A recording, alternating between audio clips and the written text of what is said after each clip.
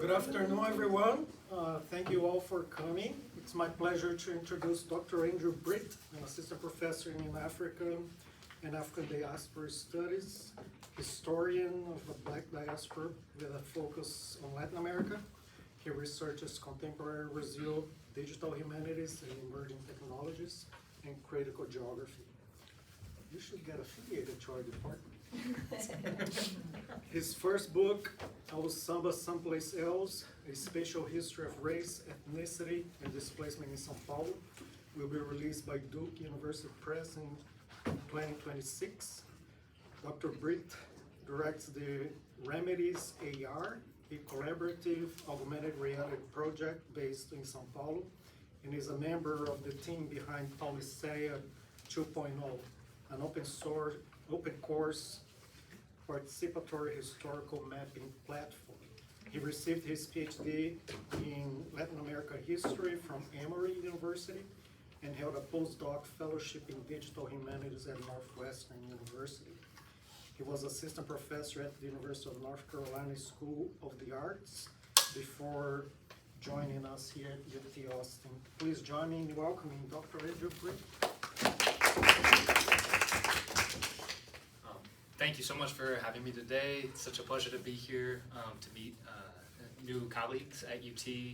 This is my maybe 9th or 10th week on campus, so I'm very fresh here at UT. Thank you, Paloma, for helping me coordinate everything along with the other Lila staff. Eugenio, Adela as well for hosting me today. I'm going to start off talking about some current events in São Paulo.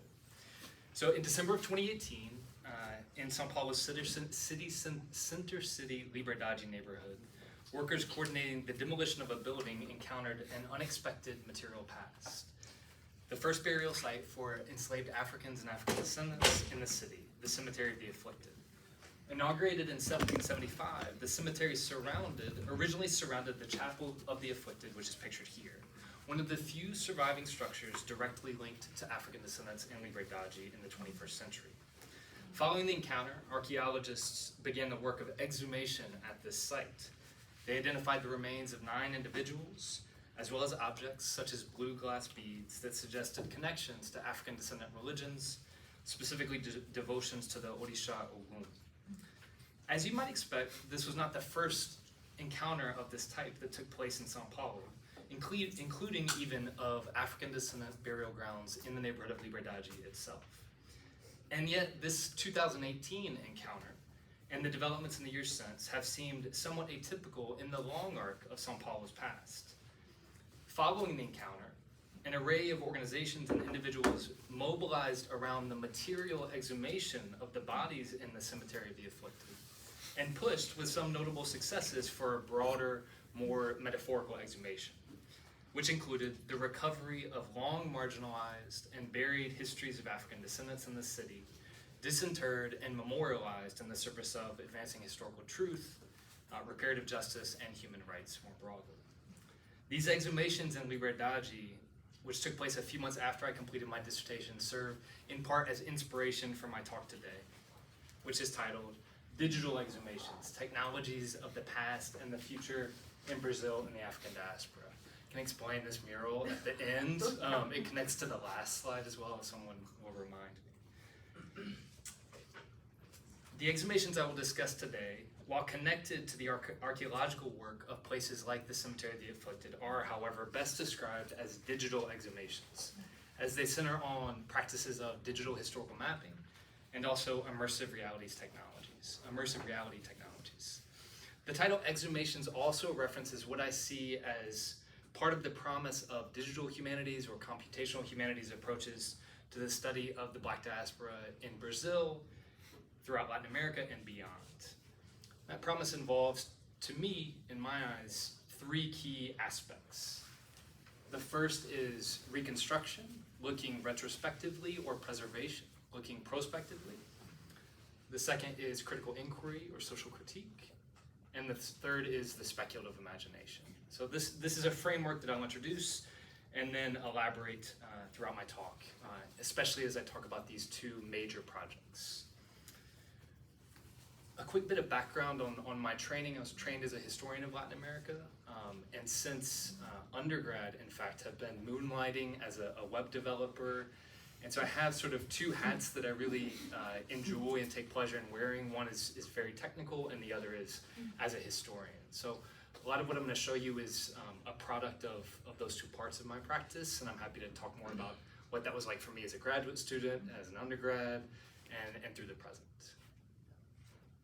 So the first project to focus on is my book, Al Samba Someplace Else, A Spatial History of Race, Ethnicity, and Displacement in Sao Paulo, which will be released March 2026 with Duke. The project addresses an enduring, puzzling question about Sao Paulo. How did this city, the provincial capital in the 19th century of one of formal slavery's final frontiers in the Americas, become by the mid-20th century commonly and to some convincingly represented as an ethnically immigrant, non-Black metropolis?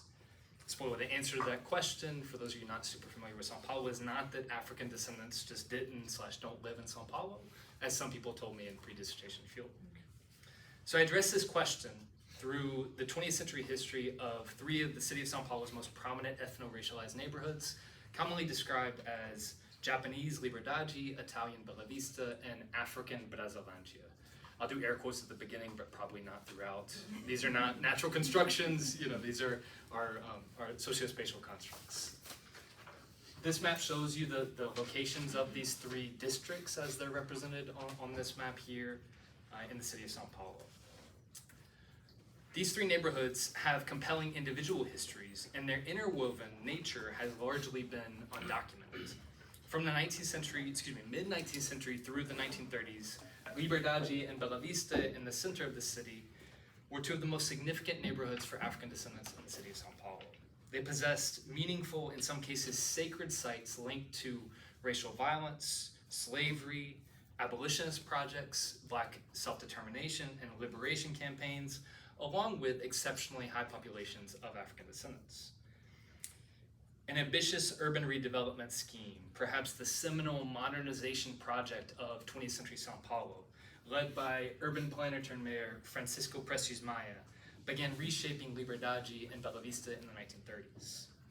His project, known as the Avenues Plan, would propel extensive demolitions, higher property values, and the displacement of many local residents of African descent from the 1930s all the way through the 1960s, when he has a second return to the municipal government.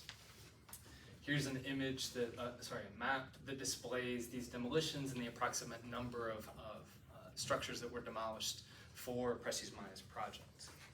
Some of the residents displaced from these center city neighborhoods migrated to the rural northern outskirts of the city. This is a map from 1929 of Sao Paulo. So they migrated to the rural northern outskirts, including to the parish of Nossa Senhora do O. There they partnered with regional migrants to produce the neighborhood of Brasilândia, which is literally translates to Brazil land, largely independent of official city planners and other state authorities. Brasilândia's founding and early settlement were shaped by displacement as well as severe disinvestment. Brasilândia would have one of the highest indices of social vulnerability in Sao Paulo, including some of the first favelas in the city, and by the 1970s, the largest concentration of favelas in Sao Paulo. By the 1980s, Sao Paulo had become one of the most populous districts overall in the city, and also had one of the highest concentrations of African descendants. It had, as well, become a locus of Black self-determination, a quote, Little Africa or Black territory, territorio negro, as some observers would describe it, anchored by important cultural institutions. These included, for instance, the first officially registered Terreiro de Candomblé in São Paulo, the Terreiro Santa Bárbara. These are really striking images published in a magazine called Movimento in the late 1970s of Brasilândia. Meanwhile, in parallel to Brasilândia's development, from the 1960s through the 1980s, officials partnered with non-Black residents of Liberdade and Bella Vista to transform the built environments of these neighborhoods to index Japanese and Italian immigrant and immigrant descendant identities. The changes included, for instance, a vast network of cherry blossom themed lanterns pictured here, and in Bella Vista, lampposts colored with the red, white, and green of the Italian flag. Bankrolled by state institutions and produced in part through the labor of ordinary residents of these neighborhoods, these twin ethno-racialization projects would help to fix high-prestige Japanese and Italian ethno-racial identities in material space, as well as popular and official discourse by the 1980s. So this interwoven history of these three neighborhoods then supports the core argument of the book, which is as follows. Japanese Liberdade and Italian Bella Vista would serve as concrete representations of São Paulo's supposedly unique capacity for multicultural harmony, as well as its supposedly distinct, non-Black, ethnically immigrant identity in the nation with the largest population of African descendants in the Americas and outside of the subcontinent. Yet, at the same time, these very same ethno-racialization projects participated in the reproduction of racialized inequalities and inequities in the city. That inequity was not just symbolic about the valorization of high prestige Japanese and Italian immigrant identities over Black identity, though that was and of course remains significant. Instead, those inequities were concrete, tactile, and visible. Public funds going to support an urban infrastructure of services and amenities, not just public illumination, but also sidewalks, parks, libraries, and more, that were rare in most São Paulo neighborhoods through much of the 20th century and least prevalent in places like Brazilandia. It's the core argument of the book. I'd love to talk about that in the Q&A if you wish. Let me put the technical hat on. I don't know if I like this metaphor, but I'll stick with it. And talk about how digital mapping especially led to constructing the linear narrative of these three places and also supporting the core arguments. So given the history of São Paulo, given the history of displacement that I just described, the settlement of Brazilandia in a peripheral and remote region that was largely off the map, out of the guise of the state, that first part of the framework, reconstruction through digital mapping, was really pivotal for this project. Brazilandia perhaps more so than other neighborhoods, but really throughout the geography of this project, all were critical. This is a visualization showing 3 layers of maps of São Paulo from the 1920s, 50s, and 70s that represents the methodology that was involved in the mapping here, wherein over time, in the course of field work and even after, from archives, from interviewing folks, from walking and visiting neighborhoods, began to construct a database of places and sites that people would mention or reference and compare how sites changed over time in an effort to reconstruct this past. As I mentioned before, Brazilandia was really key in this process. Brazilandia remained, from its founding in the 1940s, even through the 50s, it remained very seldom documented through any official means in São Paulo. And popular memory about the neighborhood was seldom recorded. In English and Portuguese, there's been very little written about this place, despite, again, having a massive population and being very well known.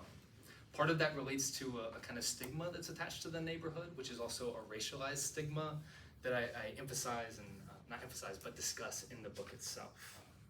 So in the course of doing, approaching the history of Brazilandia through interviews and archival work and mapping, I encountered some very surprising histories. Reconstructing Brazilandia's history led me, for instance, to this road, Estrada do Congo, which was the main road in Brazilandia, one of the main roads out of São Paulo to the north from the 19th century through 1960, when it was renamed. Today it's called Avenida Elísio Teixeira Leite, for the owner of a local stone quarry. This name, however, and place names occupy a really central role in the book and in the project generally. This name referenced a deep history of African descendants in the northern zone of São Paulo. The parish surrounding Brazilandia, before it was Brazilandia, had since the 16th century been a hub for sugarcane production and was significantly in the 19th century was also a hub of enslavement of escapee communities as well. And Congo referenced this history despite it being covered over in 1960, the place name. This also led me, reconstructing this history, to discern and argue that when residents were displaced from the city center, they didn't choose Nossa Senhora do Ouro by accident, at random. Instead, they were going to this site because it possessed a kind of a deeper tie to African descendants in São Paulo that was perhaps not easily visible in the archival record. One of my main research sites and an interesting manifestation of this history in the present is a kind of roots samba group called Samba do Congo, which was founded in Brasilândia in 2011 and is very invested in registering and then creating songs about the histories of African descendants in Brasilândia, but really throughout the city. Other mapping that was critical for reconstructing Brasilândia's history especially was, for instance, the urban developments that were oftentimes clandestinely produced in the neighborhood without state approval. Sometimes they had state approval. These are called loteamentos. Mapping as well favelas that were settled in the neighborhood, and then attempting to come up with some kind of narrative about change over time, and then an understanding of the role or lack of role of the state in managing services in the neighborhood. This mapping helped me to make the argument about disinvestment in Brasilândia, really beginning in the 1950s and extending through the 70s and 80s and a bit today as well. The second aspect of that framework that I talked about is critical inquiry, right? So the reconstruction is not just, as a historian, right, it's not just about reconstructing the past for the sake of the past being here in the present to enjoy. Instead, it also, at times, and ideally should have a real significance to the present and a critical significance. So for this, one of the main questions in my mind were discourses about anti-Blackness that I encountered in the city, especially among African descendant residents in São Paulo, and also discourses about space and its relationship to anti-Blackness, which commonly in São Paulo and other contexts in Brazil, space is seen to be one of the least determinative fields through which racial inequalities are produced. Nonetheless, I was encountering histories of displacement, disinvestment that had a decidedly racialized character. So part of my work as a historian was attempting to understand what information I could marshal and bring to bear on this kind of contradiction that I was encountering. I encountered in the course of doing this Saracura. Saracura is more commonly known today in the last couple of years, which I can explain a little bit later. But it was founded in the 19th century, if not before, in the contemporary Bela Vista district as a quilombo. It was in the early 20th century, appeared in São Paulo's press in Correio Paulistano in 1907, being described as a piece of Africa. And so there was a perception of this as a significant space for and populated by African descendants. In the 1930s, one of the big challenges around studying race and ethnicity and space in São Paulo is that, as in many other contexts throughout Latin America, race has not been tracked, especially at this low level, at this scale, through things like national census. And so part of the challenge was, how do I understand the demographic composition of Saracura? How do we document where African descendants lived in the city broadly, but especially in this region? Through historical mapping, I was able to locate a study done in the 1930s that had documented through school records the ethno-racial distribution of São Paulo's population, geo-reference that map, line it up with the district of Bela Vista, and then discern that Saracura in the 1930s had the largest single concentration of African descendant residents in the city of São Paulo. This largest concentration is at most 29.99%. So African descendants do not make up a majority, perhaps not even a plurality in this neighborhood, in this space. And at the same time, this is a significant site for Black settlement in the city. That's significant, that one, bit of evidence is significant. When we remember to Prestes Maya and add the location of Saracura with the July 9th Avenue, Avenida 9 de Julho, we see that that avenue went directly through Saracura. Right? It was projected in the Vale do Anhangabaú, which was where Saracura sat. Right? If you're familiar with São Paulo, the Praça 14 Bis is almost exactly where Saracura was. There's a massive metro project in São Paulo today where, no surprise, exhumations, archaeological work is uncovering what seemed to suggest were remnants of the folks who lived here in the 19th century and early 20th centuries. Another example of this mapping and what became a really key site for me in my work was the Church of the Remedies. Church of the Remedies was in the 19th century. It was created, established, constructed in the early 19th century, and in the 1880s became the headquarters of the Caifases, which historian Kim Butler has said is the equivalent to the Underground Railroad in Brazil. Caifases based at the Remedies. After the death of Luis Gama, when this other figure, Antonio Bento, becomes the leader of abolitionist projects in São Paulo, they coordinated clandestine missions to the interior of the province, of the state, convinced enslaved people to flee. Those enslaved people would commonly come back to the city of São Paulo or to the city of São Paulo and then resettle on quilombos, including most famously the quilombo of Jabaraquara. So the Remedies was this really significant pole, this really significant site in 1880s abolitionist movements in São Paulo. After abolition, fascinatingly, formal abolition in 1888, the abolitionists based at the Remedies organized a museum in the entryway to the church that included artifacts, what became artifacts, objects that enslaved people had left in the course of flight in this neighborhood, including shackles and torture instruments and others. Included the name of the enslaved person it was associated with and the enslaver. In my research, this seems like one of the first museums of its kind dedicated to abolition, to the history of slavery in the Americas more broadly. So this is a globally significant site in the middle of Liberdade. I'm guessing you know where this story is headed. Yeah, and it's not. So in Prestes Maia, again in the 1930s, after an initial plan for the Remedies Church that would have, for the avenues that would have spared the Remedies Church, decides to demolish the Remedies.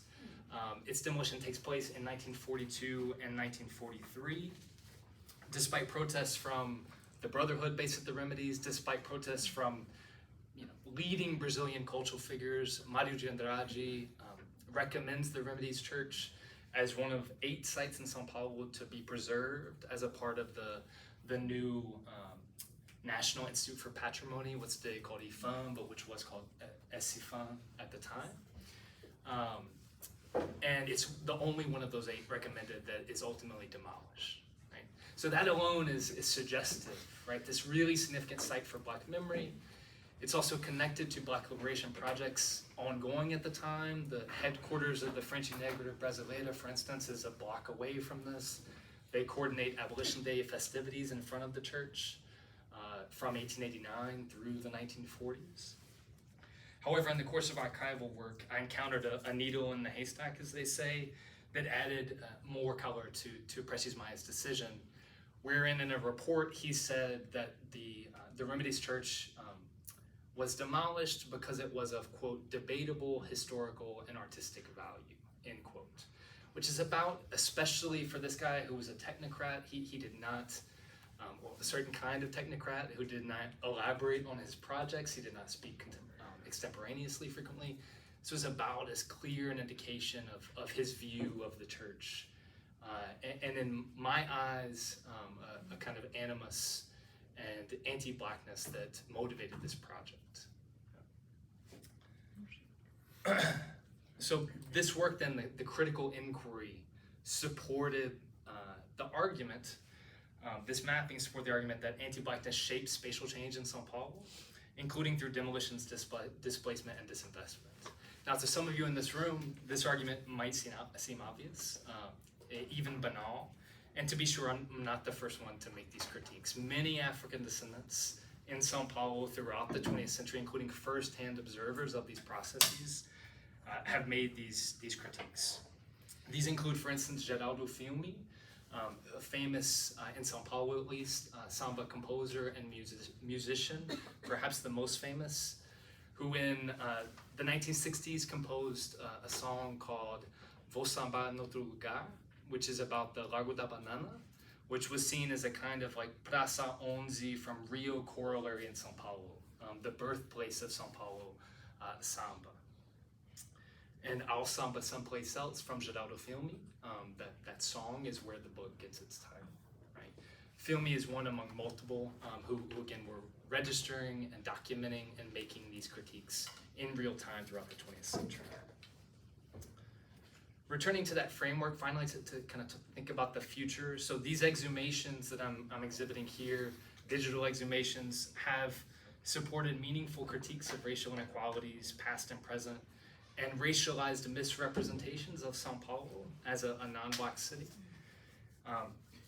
And with some successes, right, a part of a broader process of exhumation far beyond this project that include the construction of memorials to African descendants in São Paulo, which I'll talk about a bit more in a minute, and support for the creation of a museum in Liberdade linked to the cemetery of the afflicted.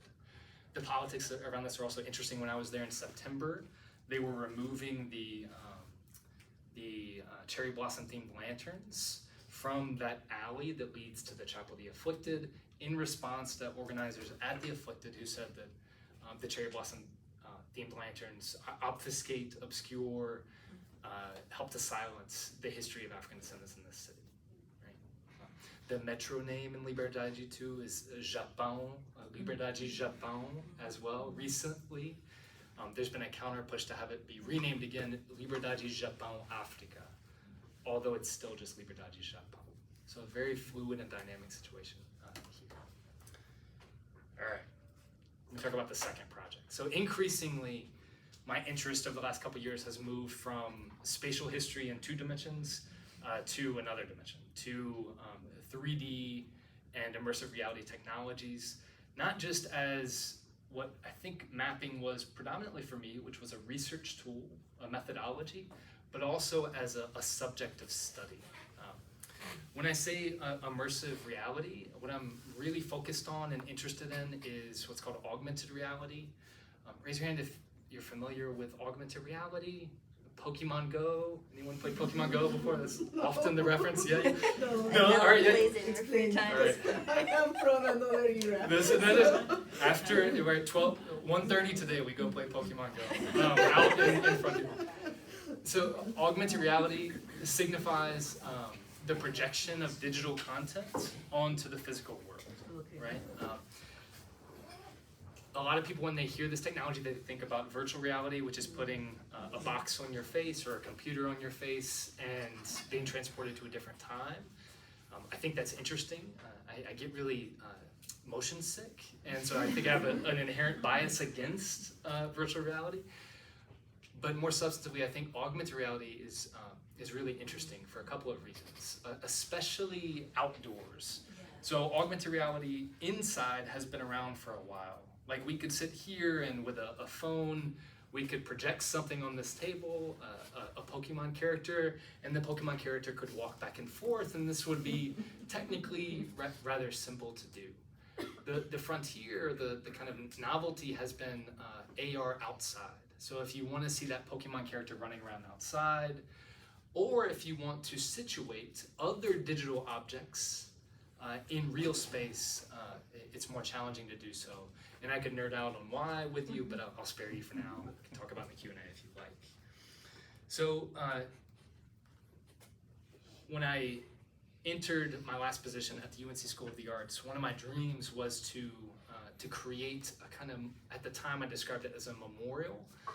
My language has shifted around that, but an experience of augmented reality that would not only exhume the past through maps and show people in 2 dimensions, but instead have a more immersive, a more sensory-rich, a site-specific way to engage with the histories that I had encountered in the dissertation and the book, and also a way to engage like folks who probably aren't going to read the book or dissertation through no fault of their own. So that was the genesis for this project, and the Remedies Church was the the anchor of the initial idea, in part because of how significant the church was, but also because of the amnesia around the church. Even among African descendant activists, like memory activists in Sao Paulo, most of the places I encountered, they'd say, oh yeah, I'm familiar with that. I remember hearing something about that. The Remedies was a remarkable kind of absence in that collective memory. Despite it being, for those of you that know Sao Paulo, the Igreja da Sé, the central cathedral of Sao Paulo, it was adjacent behind the Sé Cathedral. So a very central spot.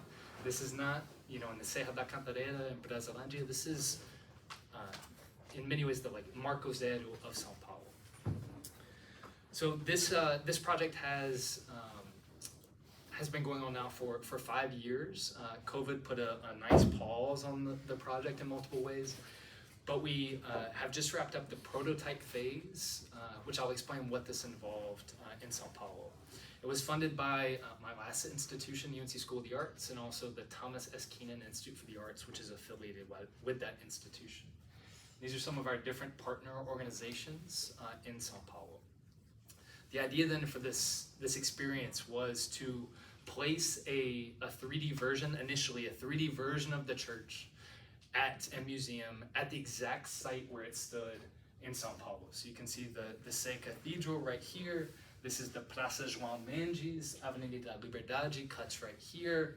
So the idea was you go there, you hold up a phone or a tablet, and you see the church in its spot. That's interesting and technically so challenging, right? Like very difficult, surprisingly difficult to do.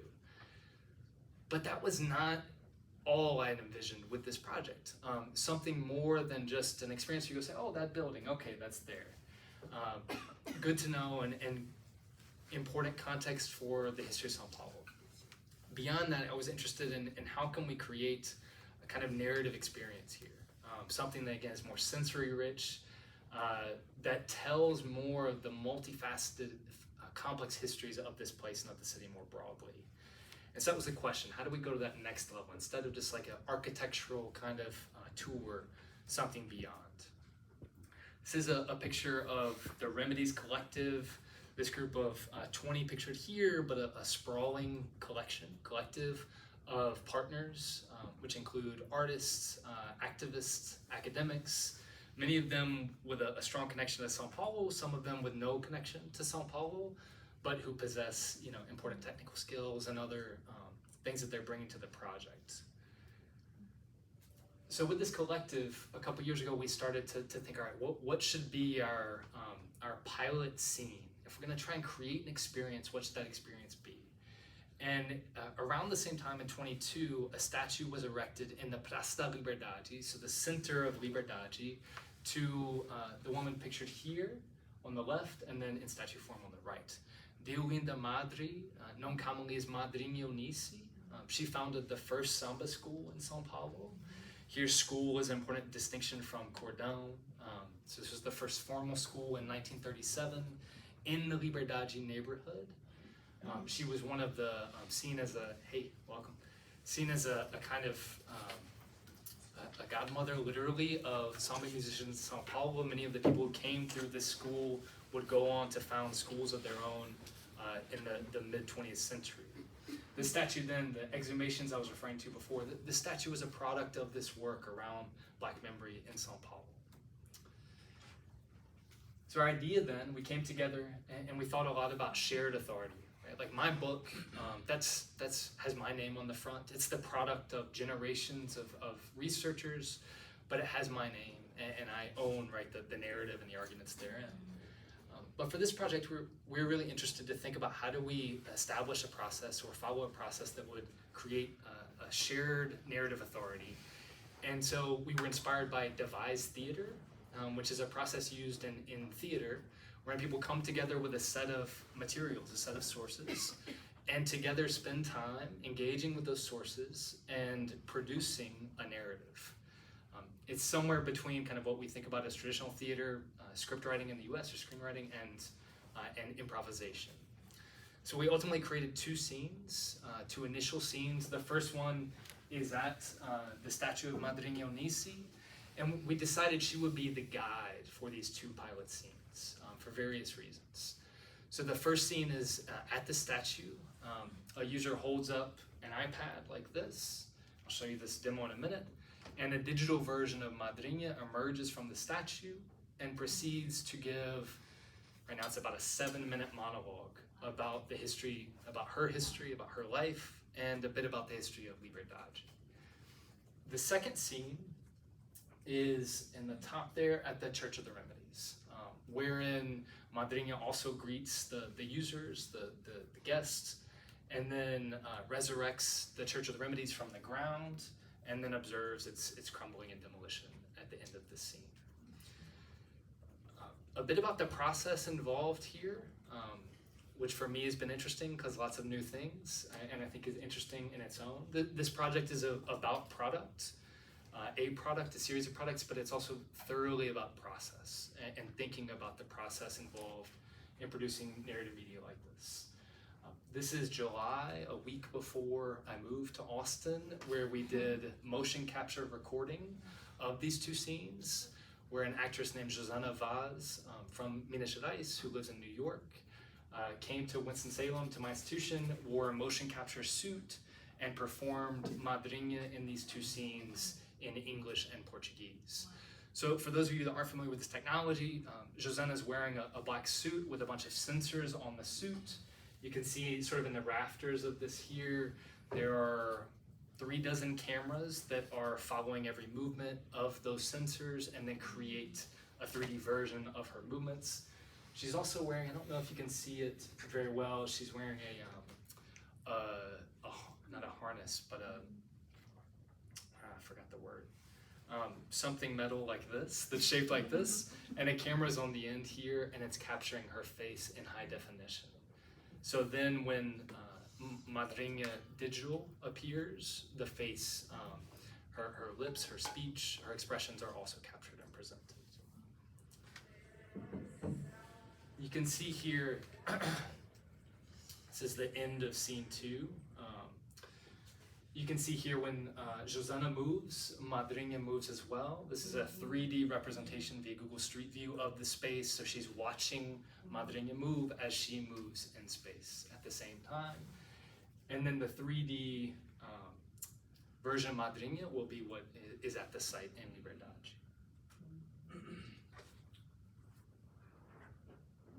A couple other aspects of the process. It involved members of our collective doing 3D scans of multiple sites in Sao Paulo, including the statue itself.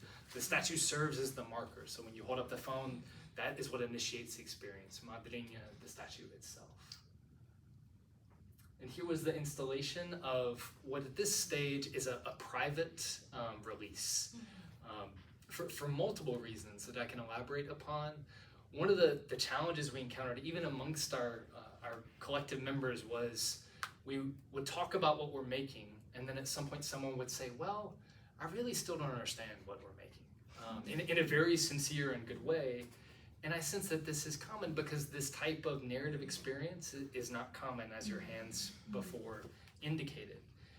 And so what we decided was we needed to produce a kind of proof of concept, a prototype scene, to then return to, for instance, the narrative itself and say, all right, this is what can be done here, and what should be done for these narratives, for other narratives, and also following that outside of our collective to invite stakeholders and other collaborators to have this experience. And this is where the project is shifting now into a real project of research as well as artistic creation, wherein we're interested to understand how the experience of the past through this means mediates individuals' relationship to the past, shapes their relationship or not, and also tackles some of the really interesting ethical questions about emerging technologies like these. We saw just in the last week, right, with MLK, those of you that might have seen this, and Sora, the video generation. They want to see, raise your hand if you saw this in the past week. Yeah. Okay, nice.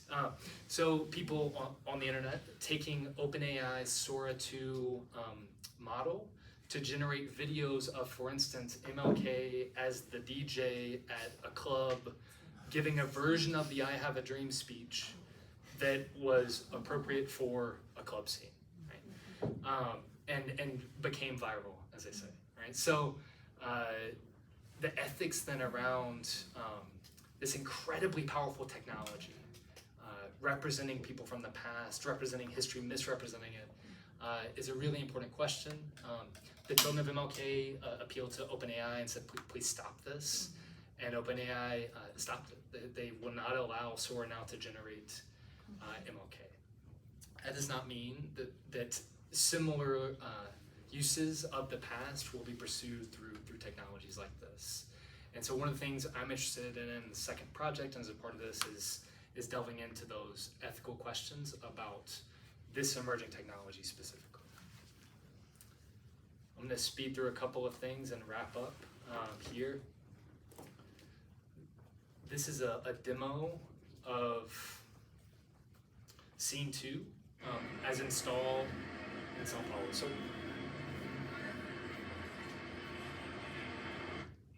just to explain, this is a screen capture from my iPad, so it's recording as I'm showing what this looks like. This is Praça João Mendes behind the Sé Cathedral.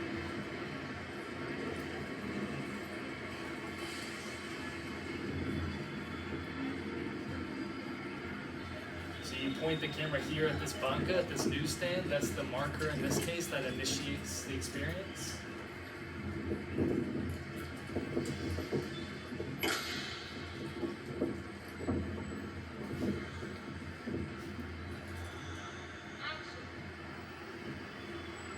Saudade é troço esquisito. Do mesmo jeito que faz o peito da gente doer, faz a gente se lembrar direitinho do que já não é mais.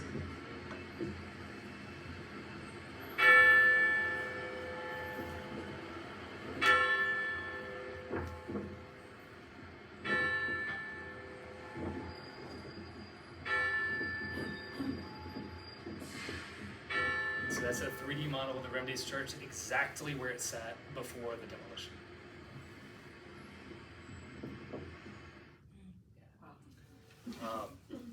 Much more to come with it as well, including atmospheric effects that'll make it even more immersive, right? To get lost and to cross these kinds of temporal boundaries in this way. This is Madrinha on campus. You can see right there. I'll have a demo site on campus to keep testing this. That's okay. She's replacing the X. Yeah, that's it. Well, I think that's intentional. People like, do they? Okay, this is me being new, but so at some point, probably next spring, late next spring, after we've tested this and iterated on it more, I'd love to think about maybe an event where folks from Lilas come and also have the experience and talk about what it meant for you or didn't mean for you, or what it brings up for you, perhaps. I'm not going to talk as much about other projects, but there are other initiatives related to this one, a sister project in North Carolina. I'll say just lastly, like my teaching involves in really substantive ways both digital mapping and increasingly immersive and augmented reality. In my courses, I'm teaching a class in the spring called Mapping Urban Destruction, that is about demolitions in urban history. I'm going to teach it comparing Sao Paulo and Austin, which is a move I've done before with Sao Paulo and Chicago.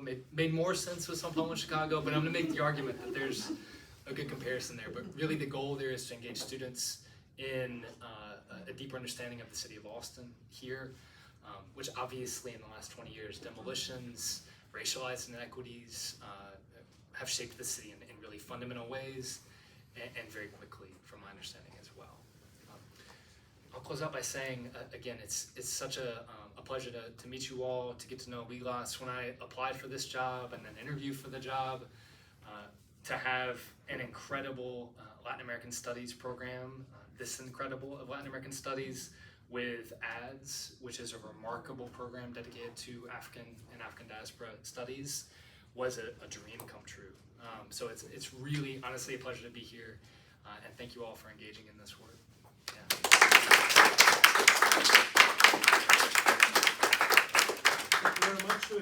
sometimes for comment, I just want to make one comment. Yeah. Andrew and Seth, you are historians, but deep in your hearts, you are geographers. That's it. Yeah. I'll take that as a compliment. Yeah. I have a question. I think this is very fascinating. And my question, I guess, is more philosophical.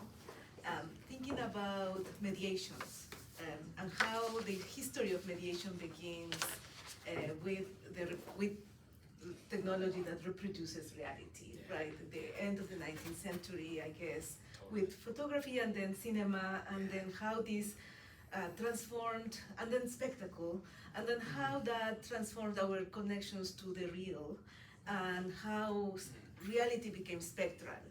And spectrality was, or has been a subject in terms of politics, not only aesthetics. And in your project, I see the confluence of politics, aesthetics, and science. Sure.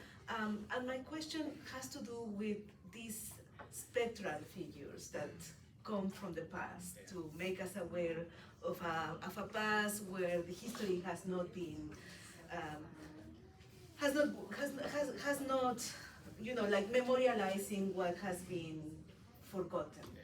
But at the same time, my question to you is like, if you come across this feeling that in the end, these are specters, and as specters, they cannot reproduce the here and now of politics, the necessity of, like Lefebvre used to say, Sure. right? Like, it is the way we occupy space and how we make sense of space that brings to the fore a political attitude. So for me, it has been in my thought because I've been written a lot about the fin de siècle and this problem of spectrality with mediations. Sure. So I just wanted to know, without So- knowing anything about this, is fascinating. I was just like, wow, this is Yeah. another thing.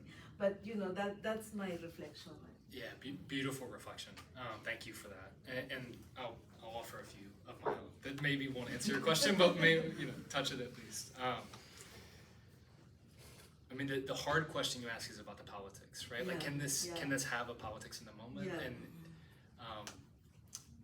And at the same time, I think like deeply yes, right? Because this project is not like, if this was, here's the church, like, okay, I would agree with that. Just let's see the church rise, and there's still a politics to that. We're gonna replace this church that was demolished, and you're gonna see cars going through the hologram, right? The violence of this act.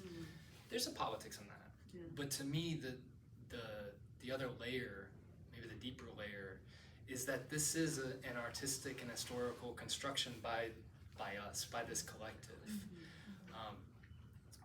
And so I think that is like tethered to politics in the present. Like a lot of the members, multiple of the members and organizations represented are invested in this kind of project. Another thing that comes to mind for me is, and I think about this with the history of media and representations of reality, is there a degree of difference or kind with this, right? Like since the beginning of photography, like the idea that a photograph is capturing true reality is like obviously a fiction. And so the reality being represented here, despite having some truth claims being based in things that happen, there's also a kind of license that we're taking. And that's where the ethical questions really enter in meaningful ways. Including, we've debated, and it might be that we do not have Madrinho Nisi as the guide. In part because of contested memory around her, descendants of her. It was a decision we made for I think good reasons, but we might decide to not even have a singular figure who's guiding you. Instead, I'm gonna nerd out on that, so I'm not gonna go down that thing, but you could do many other things. But where I wonder, it's a question for me if it's a difference of kind, in fact, and not just degree. The promise of augmented reality is that we feel it more deeply. We feel more deeply, which is in the history, right? When you go to cinema, now the images are moving. The apocryphal story where people were terrified when the train came towards the audience, right? Because they think the train's gonna crash into them. At the same time, this technology in space at sites fools deep parts of our brains that, like, sitting in a theater, at least our people to this present haven't done. And so the effective responses of individuals to this is another really interesting part of it to me, and also it can be wielded for bad, right? Like you can, my favorite story to tell is one night I have a 5 and 7-year-old. I was sitting with my partner, we were reading a book and we read aardvark. And my son said, "What's an aardvark?" And I said, "Okay, let's look up aardvark." And so we Google it and it says, "Put an aardvark in your living room." It's a 3D model. Has anyone seen this before, done this? And so we put the 3D model on the phone as AR, the aardvark's walking around our living room, and then of course, it's like, all right, let's look up all the other animals, and then finally we go to a lion. You know, hey, let's put a lion in the living room. There's a lion animated walking around our living room. So cool, right? And then it's like bedtime, go to bed, right? And so my spouse walks into my son's bedroom with him. It's pitch black. Both of them simultaneously say, "There's a lion in here," right? That's because a deep part of their brain did not know the difference, right, between that threat in the space. And so then the artist will say, like, all right, well, is it a new paintbrush? Is it a new palette entirely? You know, potentially. And so these are all questions that kind of are on my mind. And I love those reflections. Yeah, thank you for that.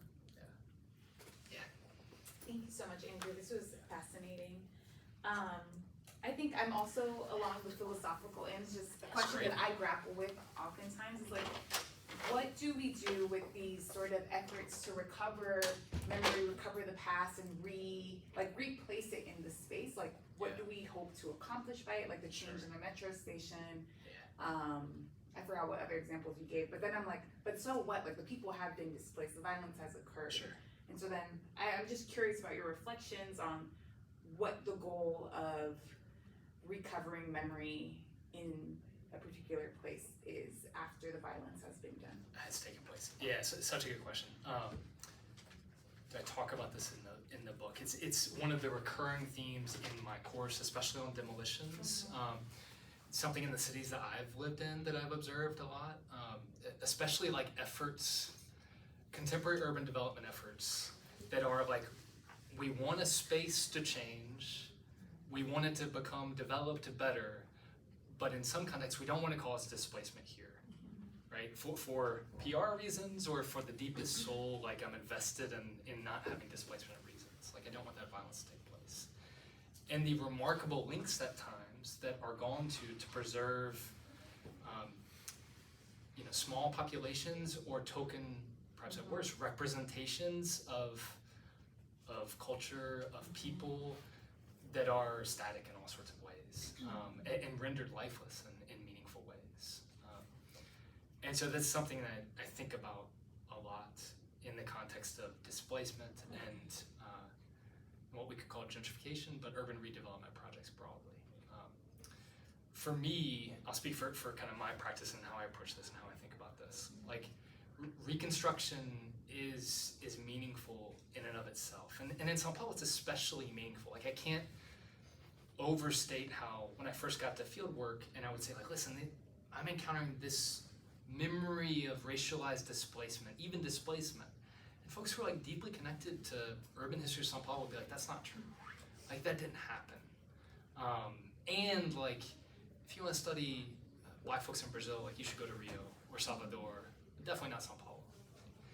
And so specifically in the context of Sao Paulo, it's like that reconstruction is kind of necessary to be like, listen, this myth, right, this representation is not grounded in historical fact, and actually it was produced through space.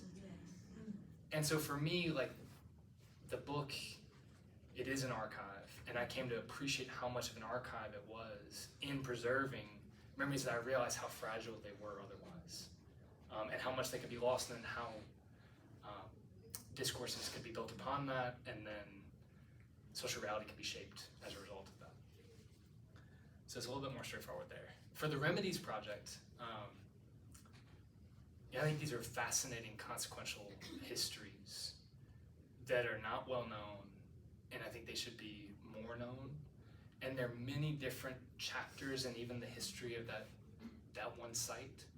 For instance, one of the reasons it was, Mario Giandardi said it should be preserved was because it was covered with blue kind of colonial Portuguese tiles, which is common in other places in Brazil, and Sao Paulo is very uncommon to have a church like that. And it seems that Prestes Maia wanted the tiles for himself, right?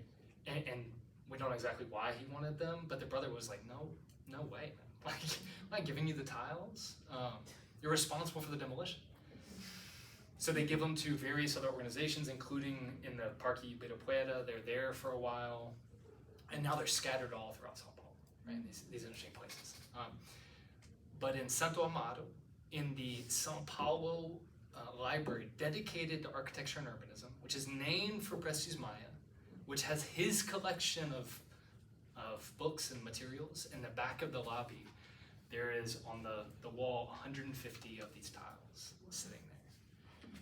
And so like that alone is a fascinating and important chapter that I think in the context of São Paulo should be known and discussed. And so I'll say, I think the answer I'm working myself into is like, in São Paulo it felt like this work was really necessary. In other contexts, like maybe Reconstruction has different ends, aside from like a deep humanity of saying like, look who was here and the lives they led, which ain't nothing, you know? But in São Paulo that was a part of what animated the project.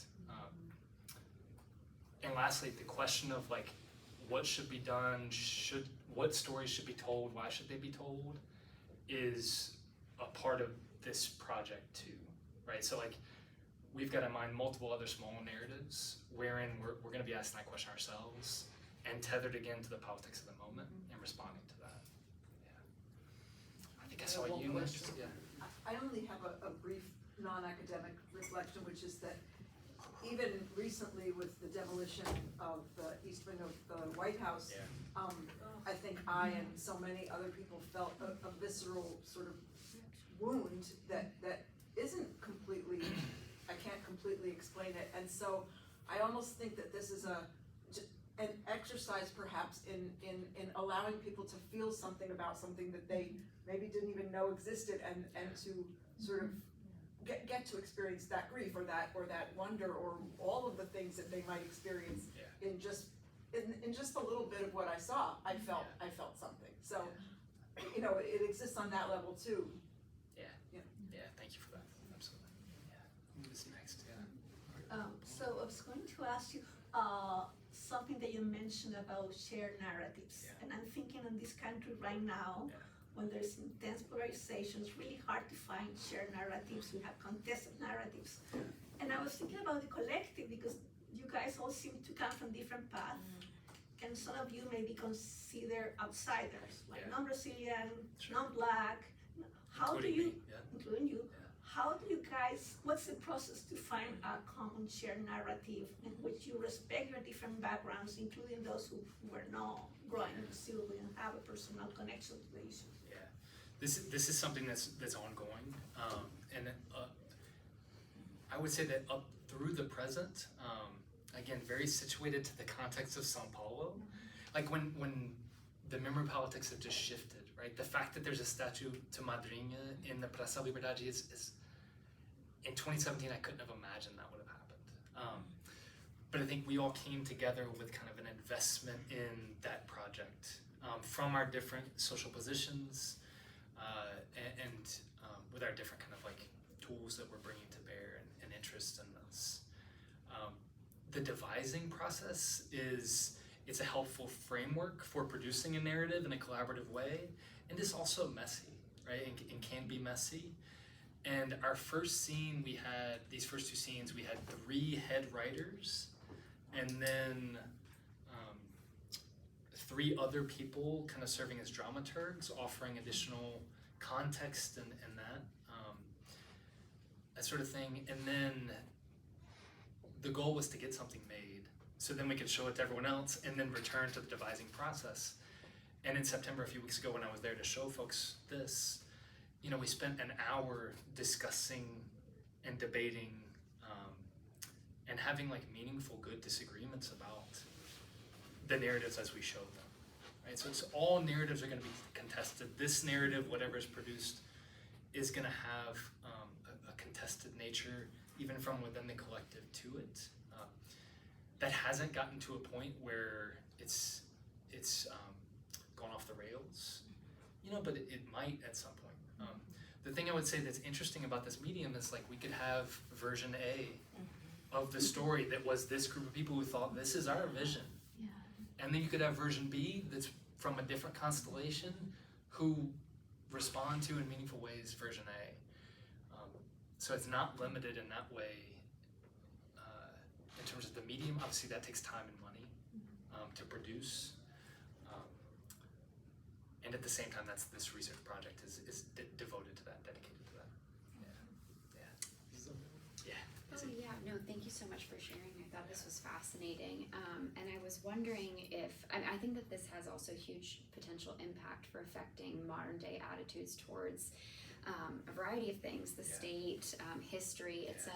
And so I've wondered if in your collective you've discussed or brainstormed ways in which to evaluate its impact. I'm a political scientist, so I have a lot of questions about like evaluation of some of these things, and I think there's been some great work in Chile and with regard to museums about memory and whatnot, and so I think that if you haven't already, I think that this poses a really amazing opportunity once you've solved and kind of come to maybe more of a conclusion on answering some of these complex questions that you're talking about, that this has like the impact to be evaluated in a way that I think could show that this is important to do in other places. Completely, yeah, and I that's the research that I'm least familiar with, you know, in some respects, especially in a contemporary way, but most excited to think about. Right, like I hear you talking about impact on maybe a broader scale, but even for individual impact. I mean at the individual. You mean the individual, Yeah. So, I mean at the broader scale too, but I think that the not lowest hanging fruit because it's very complex in its own right, but evaluating kind of the individual impact that this can have on someone's attitudes,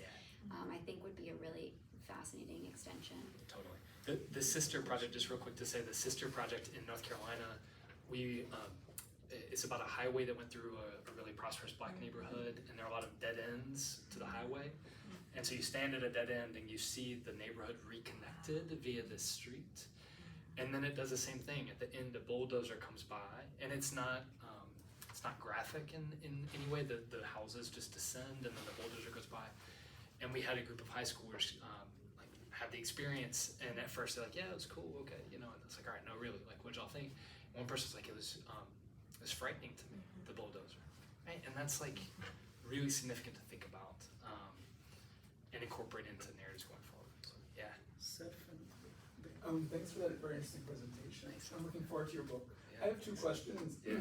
The first, so it seems like this augmented reality is sort of like a digitized version of critical confabulation. It's like you're reconstructing the past in ways that we really couldn't get at maybe through the driest historical documents, and emphasis on the narrative, on the emotive, on the descriptive. But history, you know, because of its emphasis on context, which is sometimes boring for the reader, right? I'm curious how you're integrating context into this template. And the second question is about, and it was in New York, maybe 10, 20 years ago, when they found that enslaved burial site of enslaved people when they were redoing the federal. But there was an issue, and I'm wondering, like in a comparison, if you've looked at that, to what happened in Sao Paulo, what are some of the similarities or divergences that you're seeing in how that site, the contestation over that site took place? Yeah, thanks. Such a good question about context. Yeah, and you could do this in a way where you have historians, a group of historians who really try to have this as like faithful to what would be like a historical article as possible. And at the same time, like for me, and as I think you're picking up on, like context is lost because you're in Sao Paulo 2025. There's only a few things that are modified. But you could also like say this is what Sao Paulo was in or in 1930, and the context surrounds you. So you could create that in a sort of fulsome way. The way we've thought about it at this point is that the application that we've created will have, at least for these scenes, will have secondary kind of literature commenting about the history, offering context. It'll have the primary sources that we use to devise the narrative, so that if people want to go deeper and want to understand our choices that we made, kind of interpretive and narrative and otherwise, it'll be there for them. But that's in part, Seth, because like this is a first-person experience, and so, you know, like Madrin is a vehicle for giving some context, but another version of this would be it's third person. It's a voice, you know. Cleo is giving you the scene and narrating what you would find in an article that a historian would write. The second question, burial grounds, African descendant burial grounds, from Sao Paulo to little old Winston-Salem, North Carolina, where I grew up. You know, the interest in locating, preserving, identifying African descendant burial grounds is in the 21st century a major multifaceted project, multi-sited project. And so this aligns with that effort. I don't know which case in New York you're thinking about. I'm familiar with one that's like next to Wall Street, essentially, and it might be that one. You know, I haven't looked into the politics after that encounter. I know how it is preserved, which is there's a cobblestone outline of the cemetery in what is otherwise a kind of a corporate plaza. So obviously this is different, you know, like different than that. One other thing to note though about that is there are other projects, AR projects, focused on the Black diaspora. Kinfolk, anyone heard of Kinfolk before? Kinfolk Tech Foundation. There's a robust kind of, it's small but robust group of people across the country who are doing this sort of work. And so worth checking that out as well. Thanks so much, Andrew. Welcome to UT. Thank you. We're thrilled you're here. So I had two questions. I'm also excited to read your book, and I missed the first couple minutes. So if you covered this, just say that, and I'll catch up later. Yeah. Which is, you know, very ambitious case studies across 3 different ethnicities, and Jeffrey Lesser and Barbara Weinstein are historians that were important for my thinking as an art historian about how race and ethnicity work in Sao Paulo. So could you talk about how, like, you know, Jeffrey Lesser talks about ethnicity being policed, but people strategically expressing ethnicity. So how in your book are you, like, through your case studies and the digital mapping, like what's the insight about ethnicity in Sao Paulo that we learned from your book? Sorry to ask it straight out. But no, please do. I appreciate that. Yeah, that's and great. And then the second is a comment, which is, you know, your second project that you're working on with this collective. Just as an art historian, you need to ask, like, who made the sculpture that you guys are potentially like activating your project based on. And ask if you're aware of, you know, contemporary artists doing digital mapping projects. So there's 2 guys in Sao Paulo called the Colectivo Colectores that are considered pioneers of digital mapping in a contemporary visual art context, and they've collaborated with many artists, but during the pandemic they did a whole projection project around Sao Paulo where a lot of Afro-descendant figures were projected onto churches and buildings around Sao Paulo. They collaborated with a contemporary indigenous artist named Denilson Baniwa to like project onto public monuments as well. So like, you know, the work you guys are doing, since you described some of it as artistic, like I think like dialogues with visual artists in Sao Paulo that are confronting similar issues around monuments and erased histories might be interesting. Let me start with the last one first. So the artist, I don't remember the name of the artist who did the bronze sculpture. Bad art historian. I know. Yeah. It's okay. I should know, but It's 2017. 2022. 2022. Yeah. I'm not trying to put you on the spot. Just like I'm curious, like the art histories around that sculpture, because it looks like a traditional monument in some ways, like it's a bronze, but she has necklaces and things. So wondering if it's like a contemporary artist who made it, or sort of the kinds of artists who get commissioned to make monuments. You know what I mean? Kind of conservative artists who get commissioned to make bronze sculptures sometimes. Yeah. Just something to think about. I'm not trying to put you on the spot. I don't feel like you're putting me on the spot. I appreciate your concern for me. Yeah, but no. You got me thinking now, like, which box do I put that person in, the contemporary or the not? You know, my impression is it's you know, a more traditional monument, except, and this is a point of contention and debate. All of these have a sort of similar kind of photorealistic representation, and they're rich in symbolism, as are all monuments, but you know, this one, the size of it, and the position of it has been a big subject of debate, in part because people go up to it and put their arms around it and take selfies with it. For some people, this seems very disrespectful, and that not putting Madriña on a platform or pedestal of some sort is another indication of kind of the anti-blackness of the city which sponsored this monuments project. Other folks, including in our collective, think like this is great. She's like amongst people. People can't ignore her like we so easily can with so many monuments, or they can, but it's more difficult too. So the biography of the sculptor, I'm not sure how I would position them, but I will say that like this is a art historians, contemporary artists, and the design of Madriña. I didn't show y'all a close-up of Madriña intentionally, because our design was preliminary and provisionary. In part, we sort of opted for a photorealism, but even her design, we wanted to engage with a contemporary artist who would respond to the narrative and create something that would be appropriate. And there are other sorts of dimensions of that as well that I won't get into, but about how she should or should not be represented, colors, necklaces, and the like that relate to African descendant spiritual practices. And kinfolk, if you look at some of their, I'd be really interested to see what you think about, because they partnered with, I forget her name, but she's a contemporary artist at the Contemporary Austin, the one up north. There's that Mami Wata statue. Do you know that one that looks over the lagoon? At Lagoon Gloria? Exactly. Yeah. So kinfolk partnered with that artist, and she designed a Mami Wata for the East River. So you go to the East River and you hold up, I don't think I have it here, hold up your phone, and a 100-foot tall Mami Wata designed by this artist, who I forgot their name, emerges. Amazing. So our goal is to, another goal is to commission looks and then work with VFX artists to create the looks, not just for individuals, but for all of it, for the whole thing. And a kind of another aspect of this that is exciting, you know, and it reaches outside of my discipline primarily.